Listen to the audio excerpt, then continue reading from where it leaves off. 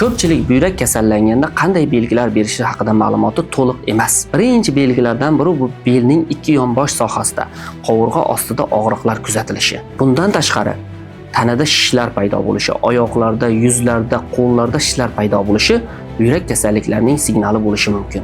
Belda og'riqlar, shishlar kuzatilsa, siydikda muammolar paydo bo'lsa, buyrakda turli xil funksional buzilishlar, buyrak yetishmovchiligi, buyrakning qurib qolishi, ya'ni gemodializga muhtoj bo'lib qolishingiz mumkin.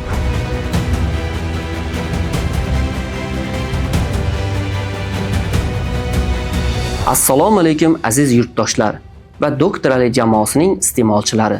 Bugun sizlarga buyrak kasalligidan aziyat chekayotgan insonlar va o'zlarida buyrak kasalliklari bor yo'qligini bilmayotgan insonlar haqida suhbatlashamiz. Ko'pchilik buyrak kasallanganda qanday belgilar berishi haqida ma'lumoti to'liq emas. Birinchi belgilardan biri bu belning ikki yonbosh sohasida, qovurg'a ostida og'riqlar kuzatilishi. Ikkinchisi, hojatga chiqqanda og'riqlar bilan siydik ajralishi, siydik rangining o'zgarishi, teri rangining o'zgarishi buyrak kasalliklarining belgilaridan hisoblanadi. Bundan tashqari, tanada shishlar paydo bo'lishi, oyoqlarda, yuzlarda, qo'llarda shishlar paydo bo'lishi buyrak kasalliklarining signali bo'lishi mumkin. Isitma, ya'ni buyrak kasalliklarining eng muhim omillaridan biri hisoblanadi. Bundan tashqari, holsizlik, tez charchash, ishtahaning o'zgarishi, surunkali bosh og'riqlar kabi alomatlar bilan birga kelishi mumkin. Buyrak kasalliklarining yana bir belgilaridan biri bu yuqori qon bosimi. Ayniqsa diastolik qon bosimining ko'tarilib ketishi yurakda muammolar borligining dalolati hisoblanadi. Ko'pchilik insonlar bu holatlarga e'tibor bermaydi yoki davo choralarini ancha kech boshlaydi. Bu esa buyrakda turli xil og'ir asoratlar bo'lishiga yo'l beradi. Men sizga o'z tajribamdan kelib chiqib aytamanki, buyraklarni asrash eng muhim vazifalarimizdan biri hisoblanadi.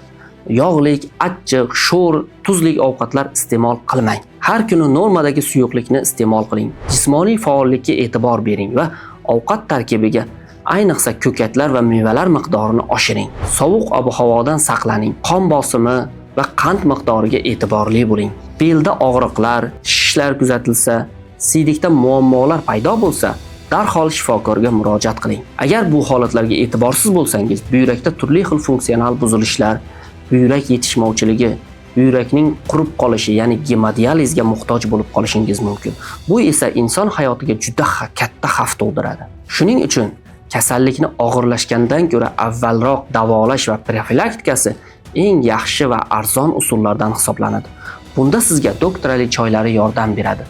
O'z tarkibidagi 25 xil eng noyob dorivor giyohlar bilan buyrak hujayralarini qayta tiklash, buyrak faoliyatini yaxshilash va organizmda turli xil zaharli moddalarni, tuzlarni olib chiqib ketishda yordam beradi. Sizda ham buyraklaringizda muammo paydo bo'layotgan bo'lsa yoki turli-tuman kasalliklar qiynayotgan bo'lsa, kommentariyada qoldiring.